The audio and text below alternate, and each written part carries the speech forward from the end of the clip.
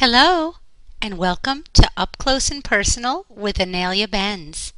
I'm your host, Helene Lipson. For our listeners not yet acquainted with Inelia, she was born in Chile and entered this world directly from source energy without any karmic debt, and she came into this life with a sense of knowingness on a pure mission.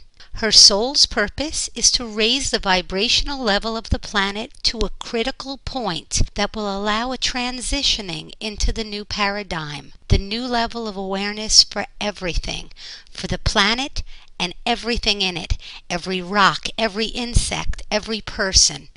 And to do that job, Inelia is a spiritual catalyst, awakening those asleep, helping those already aware to reach a higher vibrational level. And she's even traveled to different geographical areas in various ways for the sake of cleansing it so that the vibration can come through properly. Today's program is absolutely fascinating. We'll be speaking with Inelia about food and consumption.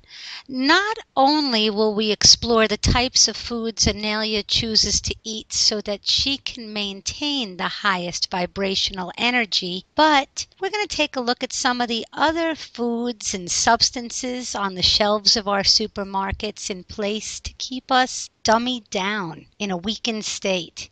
So, Inelia, are you there? Hi, Helene. How are you today? Oh, I'm so good. I'm so good. Nice to talk to you as always. So, as we talk about food and consumption, I guess I'd like to start by asking you what you believe is the right way to eat when you're mindful of the ascension process and working towards the path of enlightenment.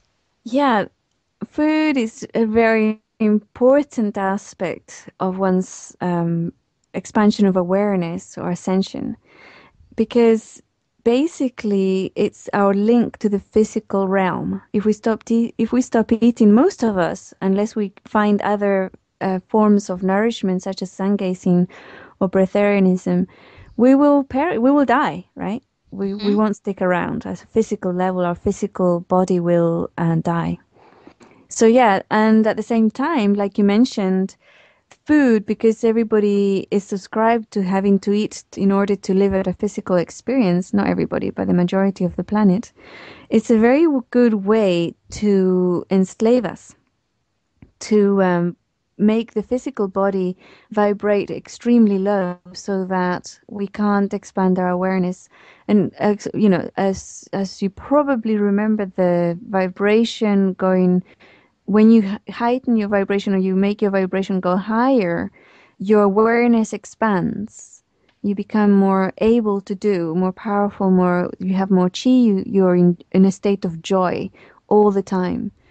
Or you feel, depending on where you start from, if you start from a very depressed state, obviously you go into contentment and eventually work your way all the way to joy. But the food that we're being sold at the moment, yeah, it's very much out there, like to keep us down.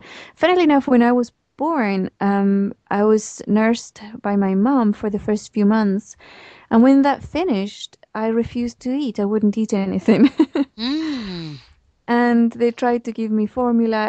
I would not ingest formula. They tried to feed me regular food. I wouldn't eat it.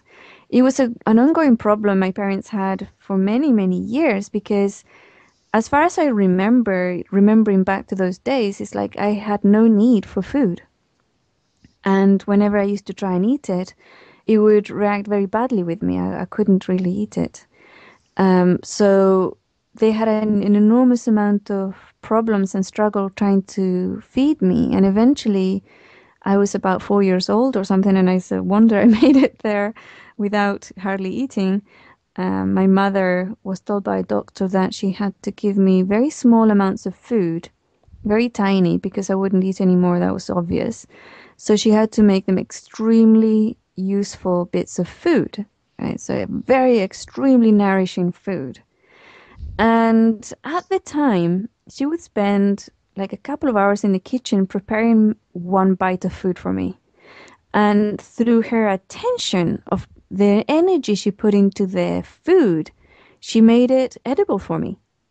Right. It was actually she changed the energy of the food, so I was able to eat it. So, and at the time, I remember very distinctly that one of the few things I was able to eat, or the things that my body would say, "Yeah, we'll eat this," was meat, which is kind of contrary to everything we can think of, right? About heightening your vibration and stuff. But at the time, what was happening was that the planet was a lot. The vibration on the planet was much lower than it is today. Much, much lower.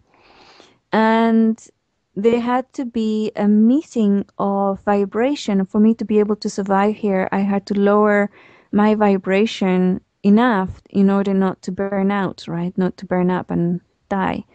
So that's what happened. And many people will relate to eating, for example, meat or chocolate or something very heavy or spices that will ground them. Right, especially after doing spiritual work, they will eat something that's heavy so that they will become grounded again and be able to drive a car, function, and do other things. So it's a tool in itself. There is absolutely nothing judgmental, right or wrong about eating meat or vegetables, or because they're all alive. We're all killing things in order to ingest their life force and nutrients. It doesn't matter whether it's a head of lettuce or a cow, right? We have our human judgment, of course, comes in and thinks that the cow is much more valuable than a head of lettuce, but in fact it isn't. Now, at the moment, through the changes of farming practices and everything, most of the meat that's being fed to the human species is extremely toxic. It's not something that we should be eating because it's basically toxic through all the chemicals they give the cows while they're growing up, the antibiotics, the growth hormones, and all the other stuff they put in their food in order to fatten them up as well. And also the majority of these cows are being kept in extremely stressful, horrifying situations and environments where the suffering they have and the fear they experience throughout their life, their entire life, is tremendous. And that is ingrained in their meat. The energy is ingrained in their meat. It's purposely done this way, right? Because once the human mass is consumed, that very low vibrational, fearful and angry and afraid and suffering meat into their own body, that energy goes into their body, and then they have to start taking Prozac, right? So, and then Prozac, of course, is mostly fluoride. It's made out of mostly fluoride. Wow. And we all know that fluoride has been injected into the human water system, food chain, and everything, and now drugs to stop the gland that allows us to have psychic perceptions and growth, right? So yeah, it's all very, very well designed. The other high toxin that I became extremely addicted to for many, many years was sugar. Sugar vibrationally is very, very toxic. It lowers one's vibration immediately. And funnily enough, I read somewhere that sugar was linked to the start of slavery in the West.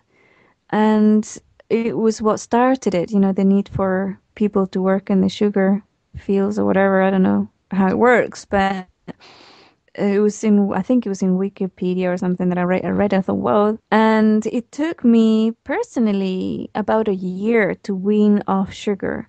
Now my body is off the sugar. I do have occasionally, I'll have a cake that's got sugar, like if I go out to a restaurant or something, or I buy a piece of like some chocolate that will have sugar in it. And to tell you the truth, I can only have a tiny little bite, and my body will like it. Of course, I will like it. Of course, I still like sugar, but my body will feel sick. And so, if there are three things that a person can eliminate out of their diet right away, I would say to be the factory meats. Right? If you can't give up meat altogether, then have the organic, free range, grass-fed, cows, right? Mm-hmm. Beef. And also the free range happy chickens and happy eggs. Buy, if you can, raw milk and cheeses and butter. So all these things, if you can't give them up, at least make them the purest, get the purest that there is available out there. That in itself is going to help tremendously. Then the other things I would suggest for you to do would be to eliminate fluoride from your diet. So have distilled water or mineral water, or even purified water with no fluoride added. Any of those is much better than tap water, because tap water is laced with it. And then also start buying fluoride-free toothpaste. Fluoride does not help your teeth. It really doesn't.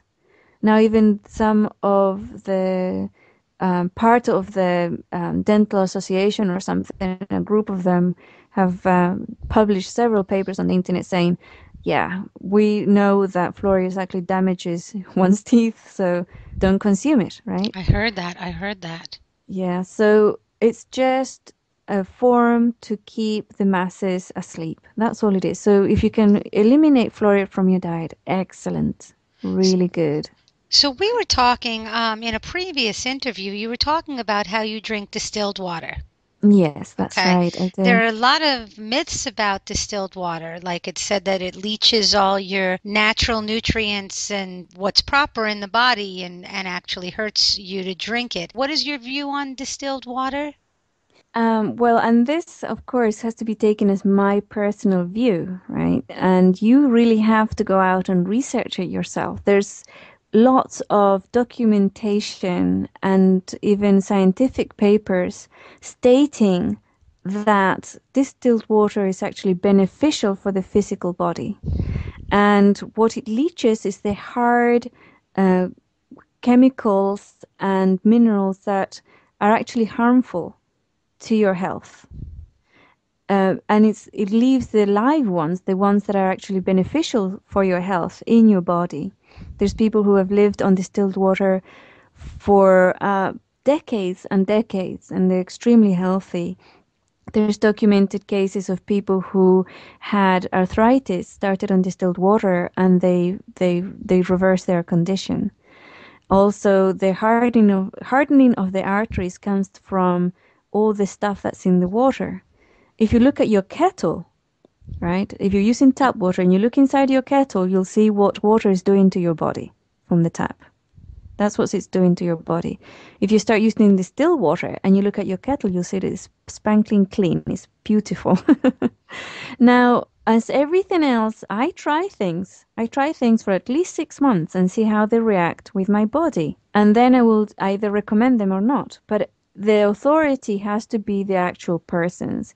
It's up to each person's responsibility to find out if this is something they want to believe or not believe, or try it out first and see what happens and try it, right?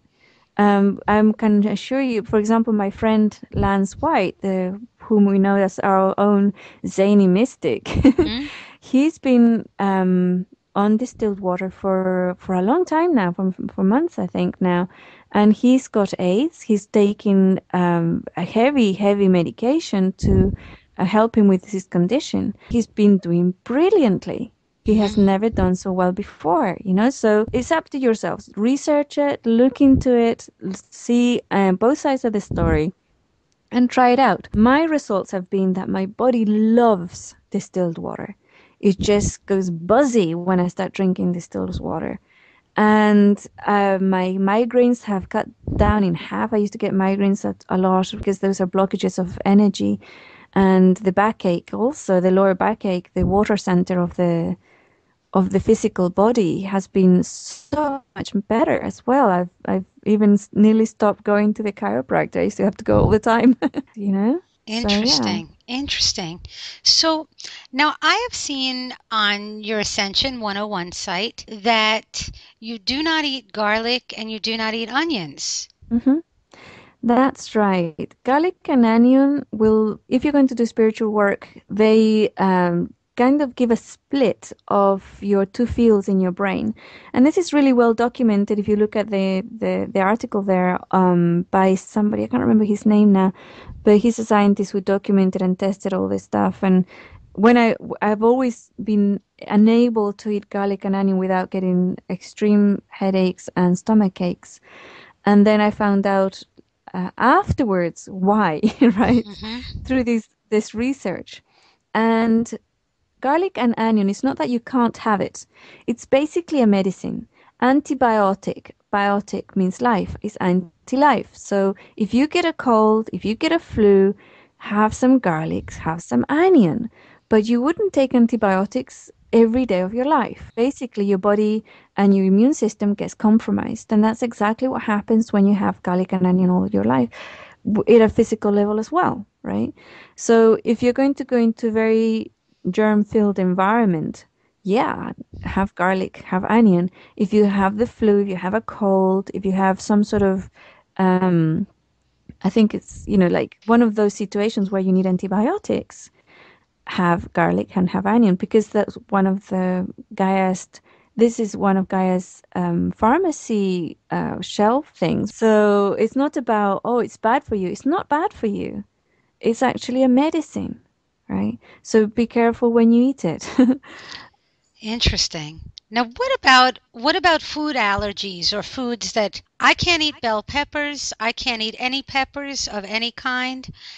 I have a very bad reaction. You personally?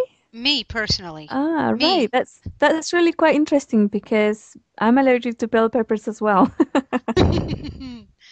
Well, so And that's interesting. So yeah, why is it? I personally, I haven't for years. I already know what happens to me. Why is it that my body, which is peppers seem like a very healthy food. Very, very few people I know have had bad reaction from it. That's pretty interesting that you also. But why is that? So why is that? Why are some well, people allergic, in other words, to some foods and have such a bad reaction? yeah, it's like one of those push-pull kind of situations. There's so many allergies. I found that a lot of the allergies that I've traced back within my own family members have been to things that are actually quite processed, right? Now, with something so natural as bell peppers, I honestly don't know. It's one of those mysterious things. I haven't researched it. I haven't actually researched why I personally am allergic to bell peppers. My sister is also. And so I couldn't really tell you why bell peppers in particular. But with regards to reactions of rejection or the really strong reactions to different things like pollen or other allergies, if energetically it looks like a rejection at a physical level of that environment or that energy, yeah. And like I was saying, for my own family, it's very mostly it's through very processed things. I don't know if this is a generic thing, but for example, wheat, very processed, very refined, something that was altered genetically by humans even before Monsanto came along, right? They genetically manipulated it by choosing certain traits and making those into the ones that are now all over the planet. And the same person who's allergic to refined industrial wheat can have ancient grains wheat and they're fine. Mm. So yeah, it's possibly that we're making things that are we're not compatible with, perhaps. Talk about not compatible. I heard an interview that you did with somebody named Dr. Kimberly, and you were talking about cooking food in the microwave and Yeah. how that is very dangerous. Well, I wouldn't call it dangerous, but it's harmful. Harmful. Okay. Yeah. If you're going to use the microwave, again, I'm not a diehard, you mustn't do this type of person because I know that people have lives that are sometimes very fast and they need the microwave, or they need to eat meat or they need to have sugar. But, oh, by the way, if you want to wean off sugar, start with honey. Honey Mm. helps you wean off sugar. It helps a lot.